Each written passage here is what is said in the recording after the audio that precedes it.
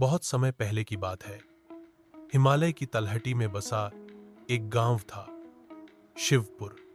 यह गांव सुंदर, शांत और हरे भरे जंगलों से घिरा हुआ था। पर इस गांव के पास ही एक घना जंगल था जिसे लोग कालवन कहते थे। वहां जाने की किसी की हिम्मत नहीं होती थी, क्योंकि कहते थे कि वहां एक नागराज अपनी नागमणि की रक्षा करता है। प्रारंभिक रहस्य। गांव में एक साहसी युवक रहता था, वीरेंद्र। वह बचपन से ही जंगलों में घूमना और रहस्य सुलझाना पसंद करता था। जब उसने नागमणि की कहानी सुनी तो उसका मन रोमांच से भर उठा। गांव के बुजुर्गों ने उसे कई बार चेताया, नागराज से पंगा मत लेना बेटा, वह 1000 साल पुराना है। उसकी मणि में इतनी शक्ति है कि समय को भी पलट दे। पर वीरेंद्र ठान चुका था कि वह नागमणि का रहस्य सुलझाकर रहेगा। जंगल की यात्रा।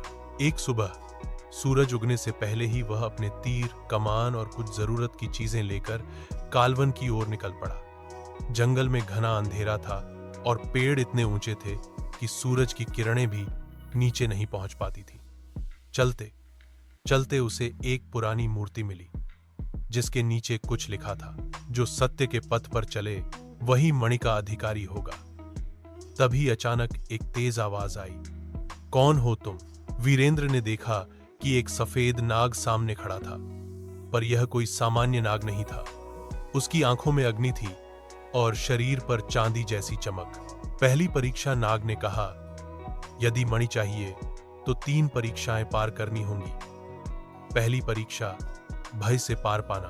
तभी वीरेंद्र के सामने उसका सबसे बड़ा डर खड़ा हो गया, उसका बचपन में खोया भाई, जो एक दिन जंगल में गया और कभी नहीं लौटा। पर इस बार वीरेंद्र पीछे नहीं हटा, वह आगे बढ़ा, डर की छाया को पार कर गया और पहला द्वार खुल गया।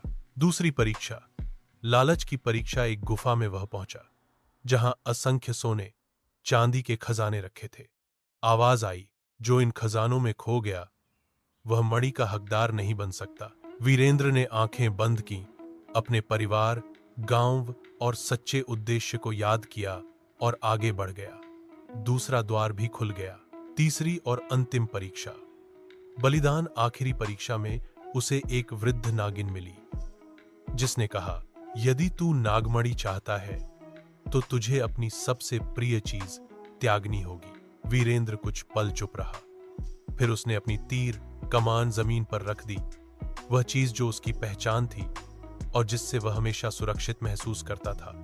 तभी जमीन हिली और एक झिलमिलाती नीली मणि सामने आ गई। नागमणि का रहस्य उजागर। जैसे ही वीरेंद्र ने मणि को छुआ, सारी दुनिया पल भर को थम गई। नागराज प्रकट हुआ, विशाल, चमकदार और शक्तिशाली।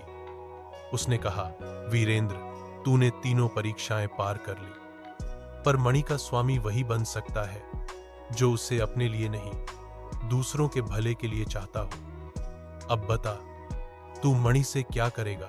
वीरेंद्र ने कहा, मैं इस मणि की शक्ति से गांव में खुशहाली लाना चाहता हूं।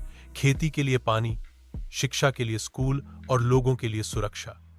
मैं इसे अपने लिए नहीं, सबके लिए चाहता हूं। नागराज प्रसन्न हुआ और बोला, तू सच्चा वीर है।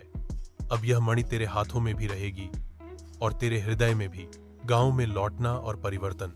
वीरेंद्र नागमणि लेकर गांव लौटा। उसके आते ही गांव में चमत्कार होने लगे। सूखे कुएं भर गए, बंजर जमीन हरी हो गई, बीमार लोग ठीक होने लगे।